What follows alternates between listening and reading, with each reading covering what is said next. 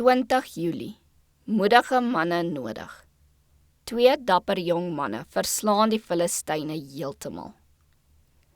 Jonathan dan het aan die dienaar wat sy wapens dra gesê, kom ons gaan oor na die wagpos van daardie onbesnedenis. Miskien sal die Here vir ons optree, want by die Here is daar geen verhindering om deur baie of deur min te verlos nie. 1 Samuel 14 vers 6. In Jonathan, die seun van Saul, het die Here 'n man van suiwer onkeerbaarheid gesien, een tot wie hy toenadering kon vind, en wie se hart hy kon beweeg.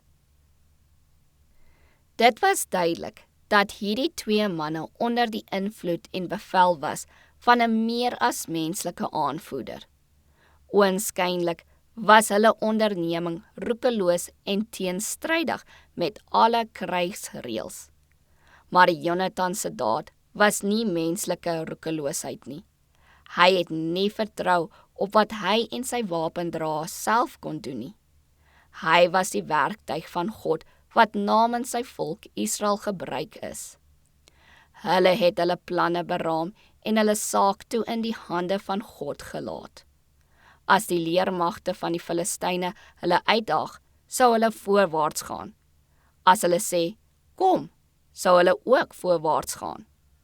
Jonathan en sy wapendraer het van die Here 'n teken gevra en die uitdaging het gekom. Dit was die teken. Hierdie 2 manne het God vertrou en gegaan. Dit was geen maklike tog vir die dapper avontuurders nie. Hulle moes swaar klim om bo uit te kom.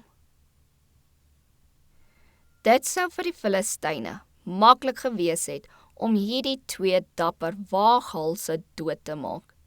Maar hulle kon nie dink dat hierdie 2 enkelinge kom veg het nie. Die verwonderde manne op die berg het gekyk en was te verbaas om hulle moontlike doel te verstaan. Hulle het hulle veroorlopers aangesien en het hulle toegelaat om te kom sonder om hulle kwaad aan te doen.